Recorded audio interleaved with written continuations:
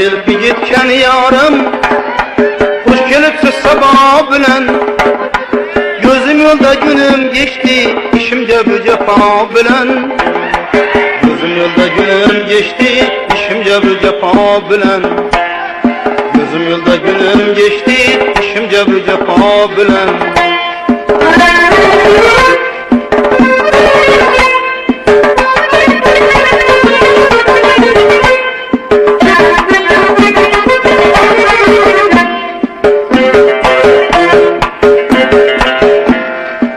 Olur bende armağanı, tapılmaz adamlı canı.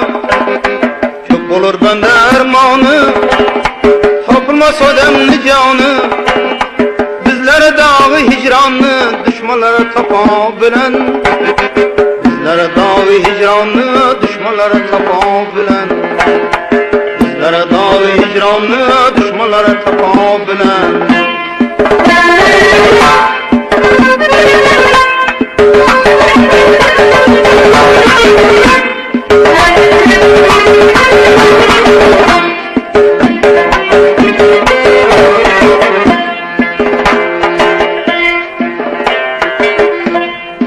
Ayet taşlı dağlar, bülbül ornuna zavlar.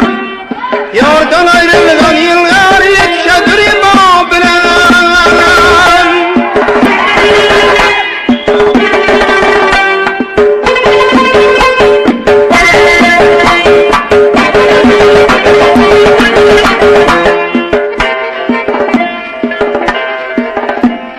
Yeter ki yetken yarım,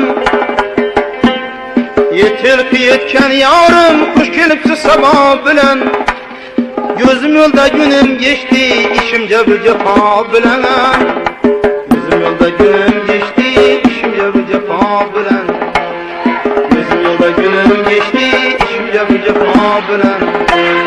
Gözüm yolda günüm geçti, işimce bir cefa bilen.